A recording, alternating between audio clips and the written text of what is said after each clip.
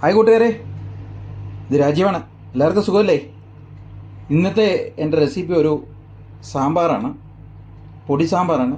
വളരെ ഈസി ആയിട്ട് ഉണ്ടാക്കാൻ പറ്റുന്ന ഒരു സാമ്പാറിൻ്റെ റെസിപ്പിയായിട്ടാണ് ഞാൻ എത്തിയിരിക്കുന്നത്. വളരെ സ്വാദിഷ്ടമായതും ഈസി ആയിട്ട് ഉണ്ടാക്കാൻ പറ്റുന്ന റെസിപ്പിയാണ്. വീഡിയോ നിങ്ങൾ കണ്ട് സപ്പോർട്ട് ചെയ്യണേ. Thank you. നമ്മൾ വഴറ്റിയാണ് സാമ്പാർ ഉണ്ടാക്കാൻ പോകുന്നത്.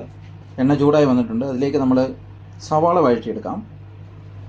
2 വലിയ സവാളയാണ് എടുത്തിരിക്കുന്നത്. പിന്നെ സവാള വഴറ്റിയെടുക്കാം. സവാള ഒന്ന് വാടി വന്നിട്ടുണ്ട്. ആ സമയത്ത് ഒരു 3 പച്ചമുളകാണ് എടുത്തിരിക്കുന്നത്. അത് ചേർത്ത് കൊടുക്കാം. ഒരു 4-5 ചെറിയ ഉള്ളി എടുത്തിട്ടുണ്ട്, അതോടെ ചേർത്ത് കൊടുക്കാം. നന്നായിട്ട് ഒന്ന് വഴറ്റിയെടുക്കാതെ ഒരു നുള്ളു മഞ്ഞൾപ്പൊടി ചേർത്ത് കൊടുക്കാം. 1/2 സ്പൂൺ കാശ്മീരി മുളക് പൊടി ചേർത്ത് കൊടുക്കാം. ഇളക്കി യോജിപ്പിച്ച് കൊടുക്കാം. ഈ സമയത്ത് നമുക്ക് സാമ്പാർ പൊടി ചേർത്ത് കൊടുക്കാം. ഒരു 3 സ്പൂൺ സാമ്പാർ പൊടിയാണ് എടുത്തിരിക്കുന്നത്. ചേർത്ത് കൊടുക്കാം. ഇളക്കി ചേർത്ത് കൊടുക്കാം. സാമ്പാറിൻ്റെ കഷ്ണങ്ങളെല്ലാം അരിഞ്ഞ് എടുത്തിട്ടുണ്ട്. ഏകദേശം ഒരേപോലെ വേണം കഷ്ണങ്ങളെല്ലാം മുറിച്ചെടുക്കാൻ, അരിഞ്ഞെടുക്കാൻ. ഇത് നമുക്ക് ഇപ്പോൾ ചേർത്ത് കൊടുക്കാം. ആവശ്യത്തിന് ഉപ്പ് ചേർത്ത് കൊടുക്കാം.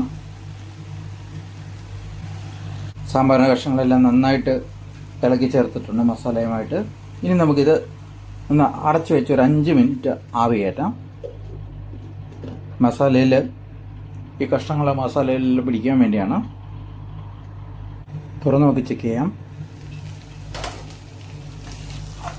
മസാലയൊക്കെ കഷ്ണത്തിൽ നന്നായിട്ട് പിടിച്ച് വന്നിട്ടുണ്ട്. ഒന്ന് നന്നായിട്ട് ഇളക്കി കൊടുക്കാം. 2 മിനിറ്റ് കൂടെ അടച്ചു വെച്ച് കഴിക്കാം.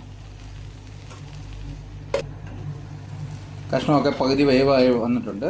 ഇതിലേക്ക് നമുക്ക് തിളപ്പിച്ച വെള്ളം ചേർത്ത് കൊടുക്കാം. തിളപ്പിച്ച വെള്ളം ചേർത്തിട്ടുണ്ട്. നന്നായിട്ട് ഇളക്കി കൊടുക്കാം.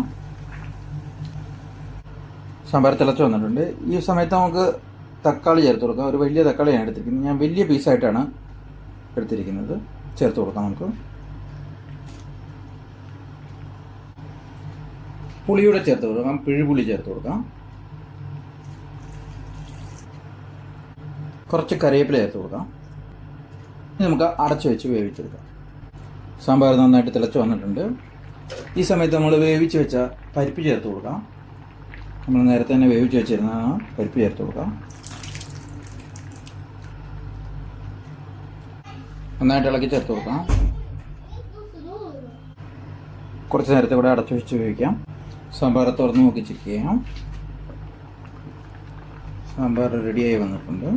കഷ്ണങ്ങളൊക്കെ വെന്ത് വന്നിട്ടുണ്ട്. ഇനി നമുക്ക് ഓഫ് ചെയ്ത് വയ്ക്കാം. എന്നിട്ട് ഇതൊന്ന് താളിച്ചെടുക്കാം. കടുക് പൊട്ടിക്കാൻ വേണ്ടി ചീനിച്ചട്ടി ചൂടായി വന്നിട്ടുണ്ട്. വെളിച്ചെണ്ണ ഒഴിച്ച് കൊടുക്കാം. കടുക് ചേർത്ത് കൊടുക്കാം.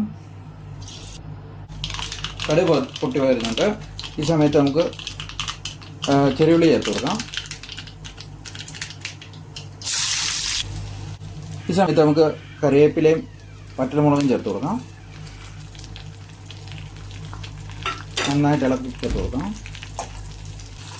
ഇത്തിരി കായപ്പൊടി ചേർത്ത് കൊടുക്കാം. LGയുടെ കായമാണ്. കായപ്പൊടി ചേർത്ത് കൊടുക്കാം. അതിൻ്റെ കൂടെ ഇത്തിരി ഉലുവാപ്പൊടി ചേർത്ത് കൊടുക്കാം. ഒരു നുള്ളു ഉലുവാപ്പൊടി ചേർത്ത് കൊടുക്കാം. നന്നായിട്ട് ഇളക്കി ചേർത്ത് കൊടുക്കാം. ഇപ്പോൾ താളിച്ചത് നമ്മൾ സാമ്പാറിലേക്ക് ചേർത്ത് കൊടുക്കാം. ഹായ് കൂട്ടുകാരെ, നമ്മുടെ സാമ്പാർ റെഡി. ഇതുപോലെ നിങ്ങളും തയ്യാറാക്കാൻ ശ്രമിക്കുക. വീഡിയോ ഇഷ്ടപ്പെട്ടിട്ടുണ്ടെങ്കിൽ ലൈക്ക് ചെയ്യുക, ഷെയർ ചെയ്യുക, സബ്സ്ക്രൈബ് ചെയ്യുക, കൂടെ സപ്പോർട്ടും ചെയ്യുക. Thank you.